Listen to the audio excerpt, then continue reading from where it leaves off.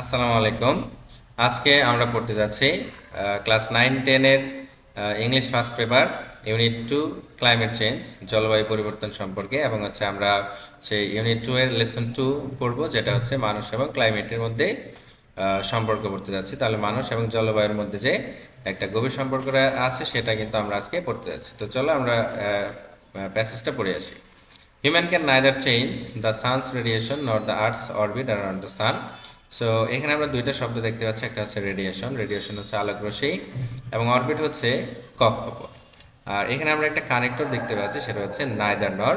Neither নর শব্দের অর্থ হচ্ছে এটিও না ওটিও না। সো আমরা যদি বাংলা মিনিংটা বলি, তাহলে মানুষ কিন্তু দুইটা কাজের কোনোটাই পারে না। সেটা হচ্ছে কি পারে না, যে তারা সূর্যের যে আলোক রশ্মি আছে সেটাও পরিবর্তন করতে পারে না, এবং তারা কিন্তু সূর্যের যে কক্ষপথ রয়েছে সেটিও পরিবর্তন করতে পারে না। But man can control the increase in the amount of green house gases. কিন্তু মানুষ একটা কাজ করে, সেটা কি, এই গ্রিন হাউস গ্যাসের যে পরিমাণ আছে এই পরিমাণটার যে বৃদ্ধি সেটা কিন্তু নিয়ন্ত্রণ করতে পারে। ক্যান কন্ট্রোল, তারা সেটা নিয়ন্ত্রণ করতে পারে। এখানে ইনক্রিজ শব্দের অর্থ হচ্ছে বৃদ্ধি করা, অ্যামাউন্ট হচ্ছে পরিমাণ, এবং কিসের পরিমাণ, সেটা হচ্ছে গ্রিন হাউস গ্যাসের পরিমাণ। তারা কিন্তু নিয়ন্ত্রণ করতে পারে, এবং সেটা কিন্তু আমরা মানুষ হিসেবে পারি। And it's effect on the atmosphere, এবং এর গ্রিন হাউস গ্যাসের যে প্রভাবটা রয়েছে, বায়ুমণ্ডলের যে প্রভাব, ক্ষতিকর প্রভাবটা, সেটা কিন্তু আমরা মানুষ নিয়ন্ত্রণ করতে পারি। সে অ্যাটমসফিয়ার শব্দের অর্থ হচ্ছে নিয়ন্ত্রণ, বায়ুমণ্ডল, এবং ইফেক্ট অর্থ হচ্ছে প্রভাব। Only that during last 100 years, so আমরা যদি গত কয়েকশো বছরের দিকে খেয়াল করি, তাহলে কি দেখা যায়, the carbon dioxide concentration has been raised alarmingly in the atmosphere. তাহলে দেখা যাচ্ছে যে কার্বন ডাইঅক্সাইডের যে ঘনীভবনটা আছে, এখানে কিন্তু কনসেন্ট্রেশন শব্দের অর্থ হচ্ছে ঘনীভবন বা ঘনত্ব।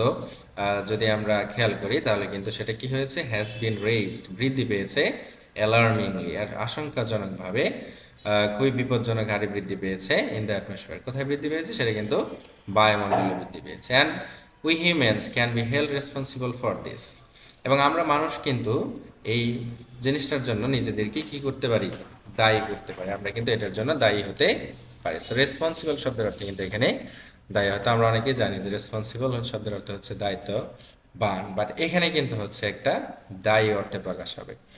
সো আমরা এখান থেকে যদি বলি যে দুইটা শব্দ শিখলাম, সেটা হচ্ছে কনসেন্ট্রেশন। আমরা জানি কনসেন্ট্রেশন শব্দের অর্থ হচ্ছে মনোযোগ, বাট এখানে কিন্তু কনসেন্ট্রেশন শব্দটার অর্থ আসবে ঘনত্ব বা হচ্ছে দ্রবীভবন।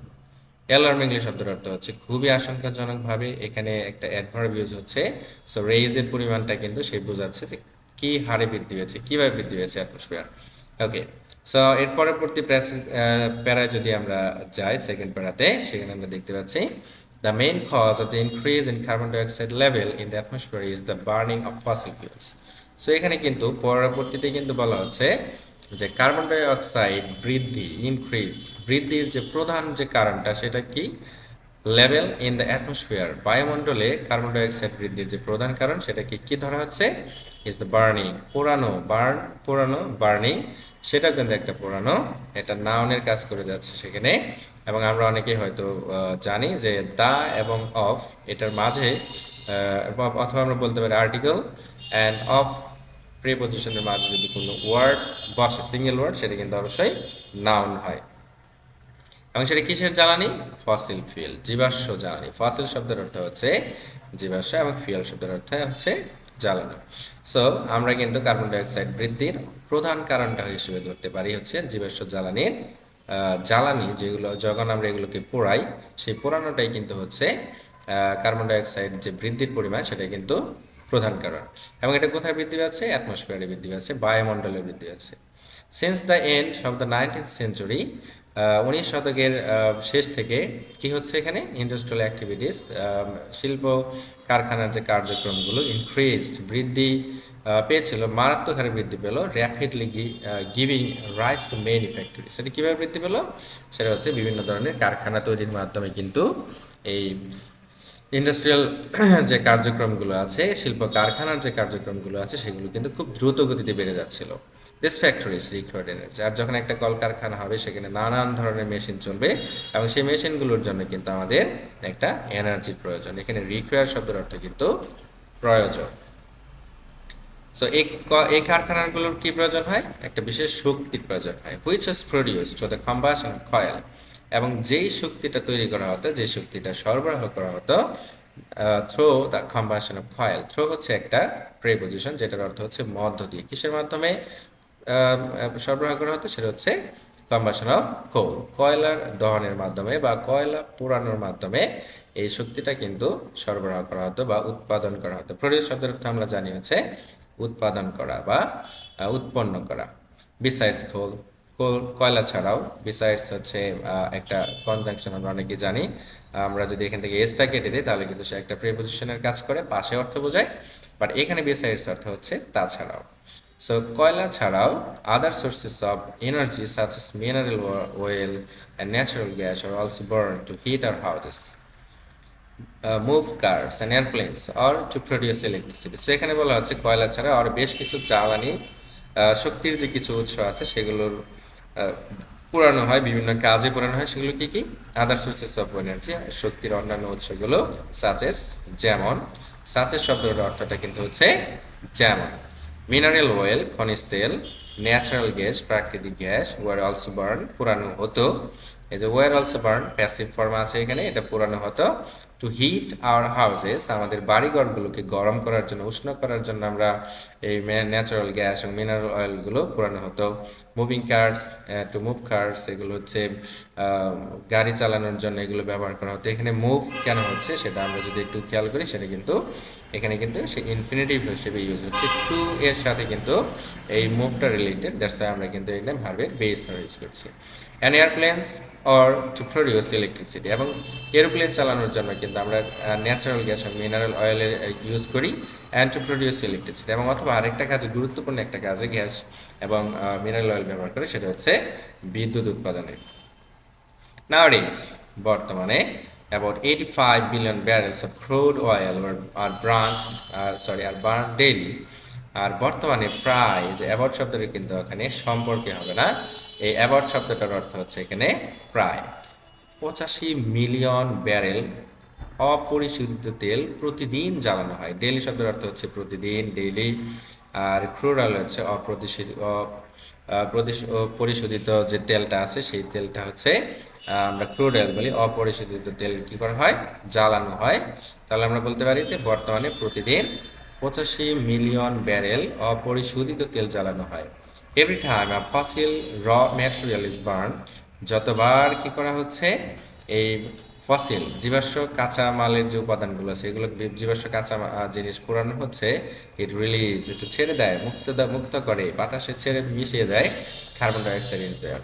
তাহলে বাতাসে কি করে? কার্বন ডাইঅক্সাইড ছেড়ে দেয়। দেয়ারফোর, অতএব। আর এর ফলে কি হচ্ছে? আমাদের যে সমস্যাগুলো হয়তো সৃষ্টি হচ্ছে সেগুলো আমরা একটু দেখে আসি, সেটা আমরা এখান থেকে দেখব। দেয়ারফোর ইট ইজ ক্লিয়ার, অতএব এটা পরিষ্কার যে কি, এখানে দ্যাট শব্দের অর্থ কিন্তু যে, conjunction. More and more greenhouse gases like carbon dioxide are being generated worldwide by humans. So এতক্ষণ আমরা যে কয়টা পড়লাম, আমাদের বাড়িঘর গরম করার জন্য, গাড়ি চালানোর জন্য, এরোপ্লেন চালানোর জন্য, বিদ্যুৎ উৎপাদনে যে গ্যাসটা উৎপন্ন হচ্ছে সেটা কিন্তু শুধুমাত্র মানুষের প্রয়োজনে এবং মানুষের দ্বারাই কিন্তু হচ্ছে। সেই জন্য এখানে পরিষ্কার যে এই যে এত এত যে গ্রিন হাউস গ্যাসেসটা হচ্ছে সেটা কিন্তু সেটা যদি বলি কার্বন ডাই অক্সাইডের মতো, কার্বন ডাই অক্সাইড গ্যাস, সেটা কিন্তু শুধুমাত্র মানুষের দ্বারাই তৈরি হচ্ছে। সর্বত্র, পৃথিবীর সব জায়গায়, ওয়ার্ল্ড ওয়াইড, পৃথিবী ব্যাপী কিন্তু মানুষের দ্বারাই উৎপাদিত হচ্ছে। জেনারেটেড মানে হচ্ছে উৎপাদিত করা, শক্তি উৎপন্ন করা। মোরওভার, এছাড়াও, উই আর অলসো স্ট্রেংথেনিং, আমরা কিন্তু শক্তিশালী করে তুলছি। এখানে স্ট্রেংথেনিং, স্ট্রং থেকে স্ট্রেংথেনিং শব্দটা আসছে। স্ট্রেংথেন হচ্ছে একটা ভার্ব। আমরা আরও শক্তিশালী করে তুলছি the greenhouse effect by deforestation. এই গ্রিন হাউস গ্যাসের যে ফলাফলটা আছে সেটাকে আমরা আরও বেশি শক্তিশালী করে তুলছি কিসের মাধ্যমে?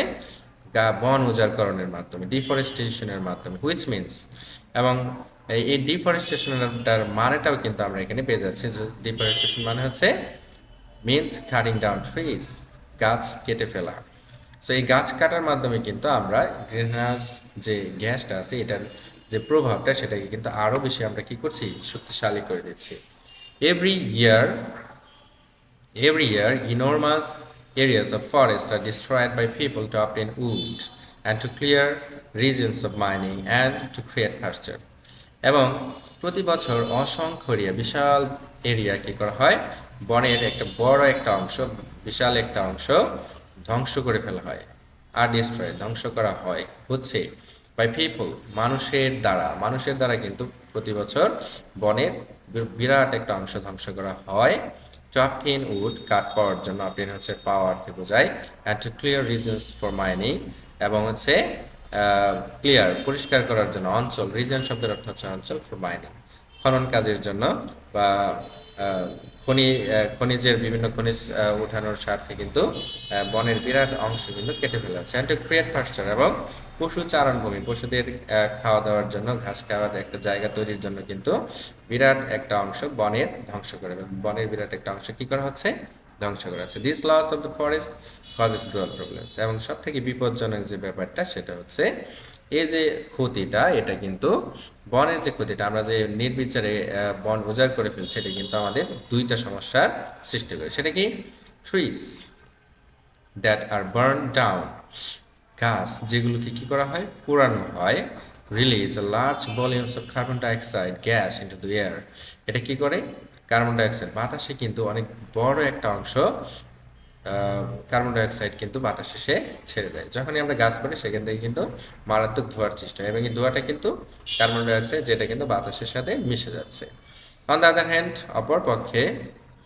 an important carbon dioxide storehouse is destroyed এবং সব থেকে বিপজ্জনক যে ব্যাপারটা সেটা হচ্ছে আমরা কিন্তু কার্বন ডাইঅক্সাইডের একটা বড় একটা মজুদ বা বড় একটা স্টোর হাউস আমরা কিন্তু ধ্বংস করে ফেলছি with the forest as forest absorb a lot carbon dioxide যেহেতু কি করে ফরেস্ট বনের যে গাছগুলো আছে বনগুলো কি করে অ্যাবজর্ব করে নেয় শুষে নেয় কি শুষে নেয় লট অফ কার্বন ডাইঅক্সাইড অনেক বেশি প্রচুর পরিমাণে কার্বন ডাইঅক্সাইড কিন্তু সে বাতাস থেকে শুষে নেয় কে শুষে নেয় বনের যে গাছগুলো আছে ফ্রম দ্য এয়ার বাতাস থেকে সো আমরা কিন্তু একদিকে বন উজাড় করে আমরা যে গাছগুলো পুড়িয়ে ফেলছি সেগুলো কিন্তু কার্বন ডাইঅক্সাইড বাতাসে ছেড়ে দিচ্ছে এবং আরেক দিক থেকে যে ক্ষতিটা হচ্ছে সেটা হচ্ছে বনের যে গাছগুলো বাতাস থেকে যে কার্বন ডাইঅক্সাইডটা সে শুষে নিত সেটাও কিন্তু আবার বাতাসেই জমা হয়ে যাচ্ছে অ্যান্ড ডেলিভার অক্সিজেন ইনস্টেড এবং যেখানে সে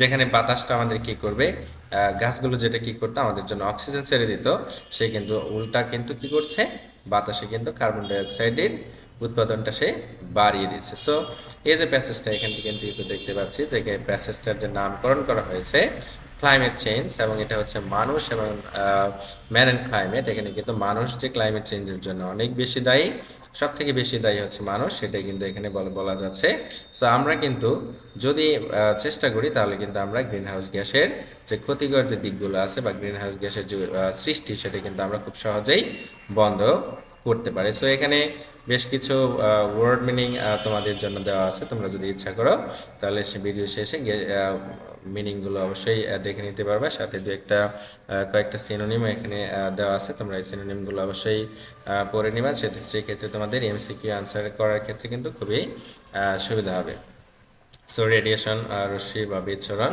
আলোক রশ্মি যেটাকে আমরা বলি অরবিট গ্রহ নক্ষত্রের পরিক্রমণ পথ বা কক্ষ কনসেন্ট্রেশন শব্দের অর্থ হচ্ছে দ্রবণ বা পরিমাণ দ্রবণের পরিমাণ বা ঘনত্ব ইনরমাস মানে হচ্ছে প্রচুর বা বিশাল পাস্চার হচ্ছে পশুচারণভূমি ডুয়াল হচ্ছে দ্বৈত বা দ্বিগুণ অ্যাবজর্ব হচ্ছে শুষে নেওয়া আর ডেলিভার শব্দের অর্থ হচ্ছে প্রদান করা সো আশা করি তোমরা প্যাসেজটা খুব ভালোভাবে বুঝতে পেরেছো আমরা পরের ক্লাসে এই প্যাসেজ থেকে বেশ কিছু কয়েকটা কোয়েশ্চেন আনসার কিন্তু তোমাদের জন্য দিয়ে দিব আর এই প্যাসেজটি কিন্তু আমাদের সামনে যে এসএসসি পরীক্ষা আছে সেটার জন্য কিন্তু খুবই গুরুত্বপূর্ণ তো আমরা হচ্ছে এটা টেক্সট বুকের যে পেজটা আমরা একটু সেটাও দেখে নিতে পারি এই হচ্ছে আমাদের টেক্সট বুক 15 পৃষ্ঠায় প্যাসেজটা শুরু হয়েছে। এখানে বেশ কয়েকটা কোয়েশ্চেন আনসার দিয়ে শুরু হচ্ছে। তোমরা অবশ্যই